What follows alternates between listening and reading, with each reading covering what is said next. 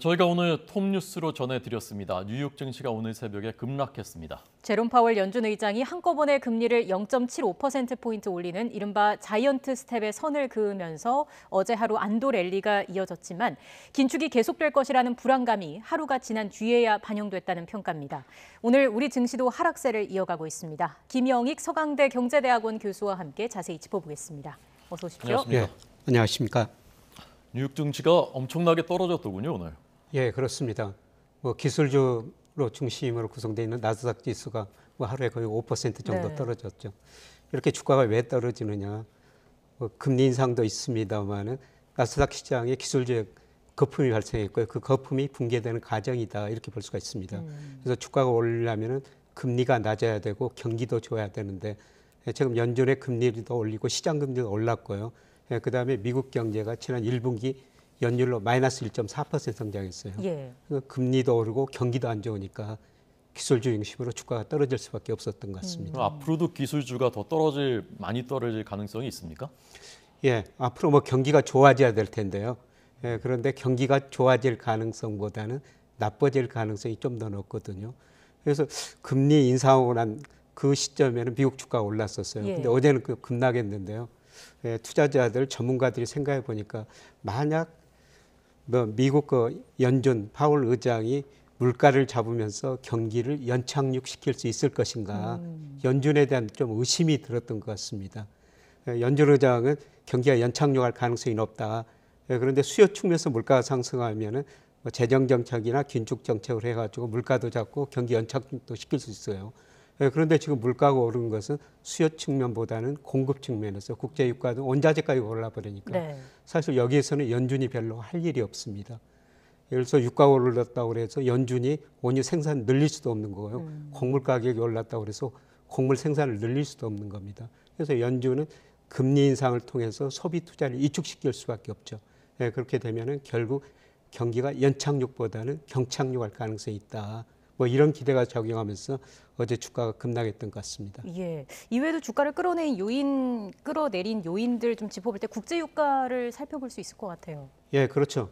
국제 유가가 굉장히 높은 수준 유지하고 있습니까? 배럴당 110달러 안팎에서 유지하고 있는데요. 지금 유가가 떨어져야지 물가도 안정되고 통화 정책을 덜 긴축적으로 하는데 이게 유가가 오르니까 물가도 오를 수밖에 없고요. 예, 그다음에 유가가 오르면은 물가가 오르니까 우리 실질 구매력이 줄어들거든요. 예. 실질 구매력이 떨어지면 가게 입장에서는 앞으로 소비를 더 줄일 수밖에 없죠. 예, 그래서 유가가 오르면 또 소비가 더 위축될 것이다. 앞으로 경기가 더 위축될 것이다. 이런 기대도 반영됐습니다. 네. 지금 러시아의 이제 원유 수출이 잘 안 되니까 우크라이나 전쟁 때문에 수입을 이제 막으니까 이제 유가가 올라가는 건데 그래서 오펙 플러스에 좀 더 증산해라라는 게 미국의 요구지 않습니까? 예. 오펙 플러스가 더 증산을 자꾸 안 하는 건 왜 그렇습니까? 좀 증산을 해야지 좀 정상인데요. 아직 생산 능력에 좀 한계가 있을 수가 있고요. 또 증산을 하면은 유가가 또 떨어지니까 예, 손해 볼 수도 있다 이런 생각도 드는 것 같은데요. 예, 그런데 고유가가 이렇게 지속되면은 결국 수요가 위축돼 가지고 나중에 유가가 떨어질 수밖에 없습니다. 그래서 오펙 플러스도 제가 생각하기에는 좀 정상적으로 사고를 가져야 될 텐데. 잘 생각해야 되더군요, 지금. 예, 그렇습니다. 네, 또 미 연준이 어제 이제 다음 달부터 6월부터 9조 달러에 달하는 포트폴리오도 축소할 계획이다. 이렇게 이야기를 했는데 이게 어떤 의미인지 쉽게 좀 설명을 해주시죠. 예, 2020년 코로나 위기로 세계 경제가 1930년대 대공황 이후 극기한 침체에 빠졌었거든요. 그래서 정부가 재정 정책을 써서 경기를 부양했고 특히 금리 0%까지 내리고 양적 완화를 통해서 엄청난 돈을 풀었었어요. 특히 미국이 2020년 3월 이후에 3조 달러를 풀었거든요. 예, 그런데 이렇게 금리를 내리고 돈을 풀다 보니까 경기도 좋아지고 자산 가격도 올랐었어요. 근데 그러다 보니까 이제 물가가 오르죠. 그래서 물가가 오르니까 우선은 금리를 인상할 수밖에 없고요.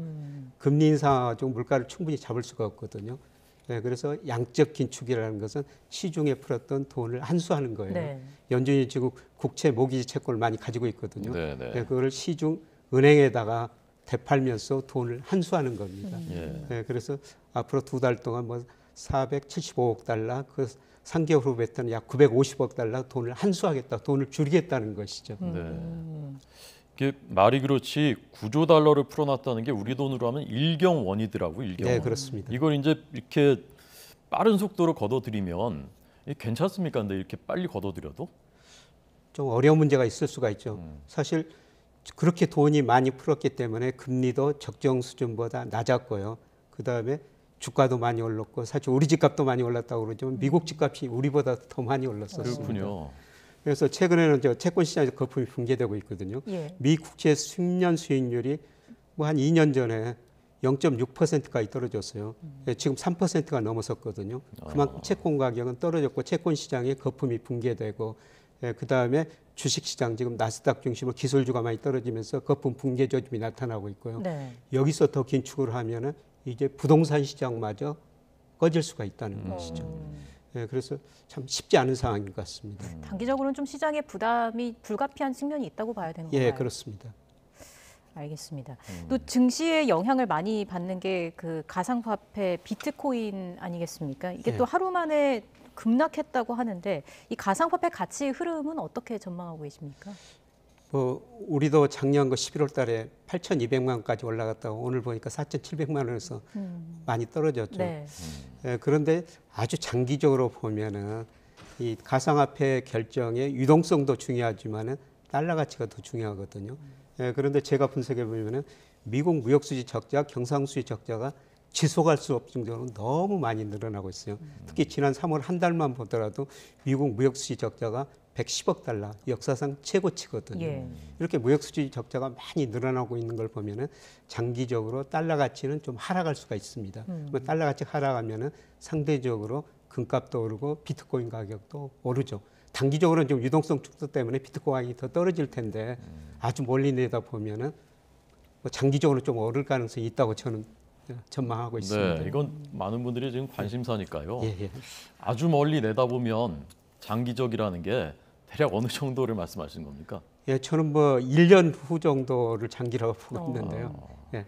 당장 지금 달러 가치가 지금 뭐 우크라이나 전쟁, 미국 금리 인상 때문에 많이 오르고 있거든요. 예, 그런데 우크라이나 전쟁 뭐 진정된 조짐 보이고 아마 미국 금리를 뭐 7월까지는 많이 올릴 것 같습니다만은 하반기 들어가면 미국 경제도 많이 나빠질 것 같습니다. 네. 그래서 미국이 그렇게 금리를 인상 못할 것 같거든요. 예, 그러면 달러 가치가 올 4분기 내년 가서는 떨어지면은 상대적으로 비트코인 가격도 오를 수 있을 것 같습니다. 네, 전망은 뭐 예. 서로 다를 수 있으니까요. 투자는 본인의 책임으로 판단으로 하시는 겁니다. 네. 미 FOMC 결과 발표 이후에 하루 늦게 미국 증시가 반응을 했고요. 우리 증시도 지금 보니까 2,640선 아래로 내려왔습니다. 국내 증시 흐름은 어떻게 봐야 될까요? 뭐 미국 증시가 떨어지니까 주식형 펀드로 자금이 유입되고 당분간 외국인이 팔 수밖에 없습니다. 그래서 조금 더 조정을 보일 수 있을 텐데요. 예, 그런데 우리 주가에 가장 큰 영향을 주는 게 일평균 수출 금액이에요. 네. 예, 그거하고 상관계수가 0.85 정도 되거든요. 근데 그거로 보면은 적정 주가가 한 2,770 정도 나와요. 지금보다는 100포인트 이상 높다는 거죠. 예, 그리고 명목 GDP로 보면은 적정 주가 제가 추정하면 2,900 정도 나옵니다. 근데 현재 주가가 2,630선이니까요. 적정 주가보다 많이 낮아졌다. 예. 그래서 적정 주가로 가는 과정에서 좀 반등을 할 수가 있다고 생각하고 있습니다. 예, 그런데 저를 뭐 닥터둠이라고 이렇게 많이 언론에서 표현했습니다. 아, 네, 네. 예, 기본적으로 우리 경기 아직 수축 국면이니까 추세적인 상승은 아니고요. 저평가 부분이 어느 정도 해소되는 과정에서 조만간 반등은 할 것 같습니다. 네. 증시에 뭐 직접적인 증시뿐만이 아니라 우리 경제 전반에 영향을 미치는 것이 이제 금리일 텐데 미국이 일단 빅스텝 뭐 2번 이상은 제롬 파월 의장이 2번 이상은 더 하겠다. 그래서 계속 이런 식으로 올리면 연말 되면 2.75%까지 예, 예. 우리하고 금리가 역전돼서 그럼 돈이 빠져나갈 수 있다는 우려가 있고 우리 한국은행은 금리 정책을 어떻게 할 것으로 전망하시는지 어떻게 하는 게 바람직하다고 보시는지요? 예, 우리는 미리서 금리를 올려놨습니다. 0.5%에서 지금 기준금리 1.5%가 됐죠. 그런데 미국이 이번에도 빅스텝하고 아마 6월에도 빅스텝 할 가능성이 높아요. 그래서 5월에 우리 뭐 통화정책 방향 결정 회의가 있는데요. 네. 한 1.75%, 0.25% 정도 올릴 것 같습니다. 물론 우리 소비자 물가가 지금 지난 4월 달에 4.8%로 13년 반 만에 최고치를 기록했거든요. 예. 물가를 물가를 보면 우리도 빅스텝을 해야 돼요. 네, 그런데 문제는 경기가 둔화되고 있다는 것이죠. 예. 그래서 앞으로 경기를 예측하는 선행지 순환 변동치라고 있는데요. 그게 작년 7월부터 올 3월까지 계속 하락했고 현재의 경기 상태를 나타내는 게 통계청에서 발표한 동행지 순환 변동치라고 있어요. 근데 그게 2020년 5월을 저점으로 올 2월까지 올랐는데 이 3월부터 떨어지기 시작하고 있거든요. 예. 이제 우리 경기도 둔화되고 있다는 겁니다. 그래서 한국은행 입장에서 보면은 물가를 고려하면은 미국 상황 고려하면 금리를 더 빨리 올려야 되는데 이 경기가 둔화되니까 두 개 다 고민해야 된다는 거죠. 그래서 경기 때문에 저는 빅스텝은 어렵고요. 뭐 이번 달에도 한 0.25%포인트 정도 올릴 것이다. 그렇게 내다보고 있습니다. 그러니까 물가를 잡기 위해서라도 추가로 금리를 올려야 하는 거 아니냐라는 이야기가 나오고 있습니다만 또 물가를 잡기 위한 기준금리 인상은 경기 하방 압력으로 작용할 수 그렇습니다. 있기 때문에 예. 또 한은의 고심이 있을 것이다라는 예, 말씀이신 예. 거고요. 금리 역전 앞서서 말씀을 해주셨는데 이게 왜 우려되는 요소인지도 조금 더 짚어보면 좋을 것 같아요. 앞서서 이제 뭐 원달러 환율이 오를 수 있고 또 국내에서 자금이 이탈할 수 있는 그런 우려가 있는 거 아니겠습니까? 예, 돈이라는 게 눈이 있어서 수익률 높은 데로 이동하거든요. 예. 그동안 우리 금리가 미국 금리보다 높았기 때문에 주식시장에서 돈이 많이 빠져나왔지만 작년으로 채권 시장으로 65조가 들었고요. 올해도 지금 한 10조 정도 가까이 채권 시장은 들어오고 있거든요. 우리 금리가 미국 금리보다 더 높았기 때문입니다. 네. 그런데 만약 미국이 계속 빅스텝을 단행해가지고 미국 금리보다 우리 금리가 낮아지면은 돈이 미국 시장으로 빠져나가게 되는 거예요. 예. 우리 채권 안 사고 미국 국채를 사게 되는 것이죠. 뭐 그렇게 되면은 또 돈이 빠져나가니까 환율도 더 오르고, 그래서 우리 한국은행이 최소한 미국 금리보다 더 높아져야 된다, 더 올려야 된다 이런 거 진단이 나오는데요. 근데 아주 장기적으로 한번 생각해 보면요, 우리 성장 능력이 계속 떨어지고 있어요. 우리 잠재 성장률, 우리 경제가 성장할 능력이 제가 추정해 보니까 1.9%, 미외에서 지금 2%. 그런데 10년 후 보면은 우리나라 대부분 연구기관에서 우리 경제 성장률 1%, 그 다음에 미국 잠재 성장률이 10년에 1.7%. 우리가 가면 갈수록 성장 능력이 미국보다 떨어진다는 겁니다. 네. 뭐 장기적으로 보면은 금리를 결정하는 가장 중요한 요소 경제 성장률이거든요. 우리 경제 성장률이 미국보다 낮아지면 우리 금리가 미국보다 더 낮아질 수가 있다는 겁니다. 그렇게 되면 아마 우리 채권 시장으로 지금처럼 돈이 안 들어오고요, 좀 환율도 불안해질 가능성은 충분히 있죠. 네. 금리가 미국이 점점 떨어뜨릴수록 돈이 미국 달러 쪽으로 더 몰리고 환율은 점점 더 우리가 약해지고, 그래서 올해 초까지만 해도 1,200원대였는데 원달러 환율이 오늘 1,270을 돌파했다고 합니다. 그러면 어디까지 올라갈 것으로 보시는지, 우리 경제가 어느 정도 선에서는 방어를 해야 된다고 보시는지요? 일시적으로 뭐 1,300원 근처까지는 갈 수가 있습니다. 그런데 우리나라가 적정 환율을 추정해 보면 이 추정 방법에 따라 다릅니다. 제가 추정해 보니까 한 1,200원 정도 나오거든요. 뭐 경상수지, 한미 금리차, 그다음에 달러 지수, 중국 위안화 지수 이런 걸 가지고 추정해 보면요, 1,200원 정도 그 정도 나와요. 그런데 앞서 말씀드렸습니다만 하반기 후반으로 갈수록 미국 경기도 나빠지기 때문에 미국 금리도 별로 못 올리고요. 그래서 달러 가치가 떨어지면서 환율은 저는 1,200원대 뭐 연말쯤에는 거기에 접근해 가리라 보고 있습니다. 상단을 어느 정도로 보시는 거예요? 상단은 한 1,300원 일시적으로. 일시적으로 뭐 거기를 보면- 크게 넘지는 않을 것 같습니다. 넘는다라고 하더라도 아주 일시적일 것 같습니다. 예. 금리 얘기를 좀 더 해보자면 한국은행의 그 기준금리 같은 경우에는 시중은행이 그 결정하는 금리의 기준이 되는 거고, 그래서 자연스럽게 대출금리에 대한 우려가 나오고 있는 예. 거잖아요. 이 금리 상승기가 본격화하는 시기인 만큼 이자 부담 확대는 좀 불가피한 측면이 있다, 이렇게 봐야겠습니까? 그렇죠. 우리 가계가 거의 원리금 상환을 소득에서 거의 36%, 40% 가까이 쓰고 있거든요. 뭐 금리가 오르면은 좀 변동금리 대출 한 77% 정도 예. 됩니다. 금리가 오를수록 가계 이자 부담은 늘어나죠. 문제는 이제 경기만 좋으면은 우리 일해가지고 월급 받고 그 월급 갖고 이자 갚으면 좋은데요. 문제는 지금 경기가 좀 나빠질 조짐을 보이니까 네. 뭐 부채가 높은 가계들은 좀 어려운 시기를 직면할 것 같습니다. 네. 지금 이제 물가가 높아지니까 물가 잡기 위해서 금리를 높이고, 그러다 보니까 또 우리 원달러 환율이 높아지고, 이제 3고 현상 속에서 새 정부가 4일 뒤에 출범하지 않습니까? 예. 경제 정책 방향을 어떻게 가져가는 것이 좋다고 보시는지, 뭐 조언이랄까요? 좀 그 식견을 말씀해 주시죠.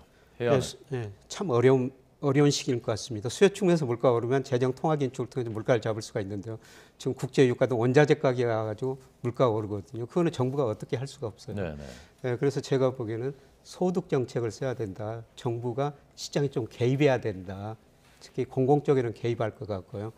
그다음에 지금 원자재 가격이 올라가지고 기업들 이익이 줄어드니까 고민 많거든요.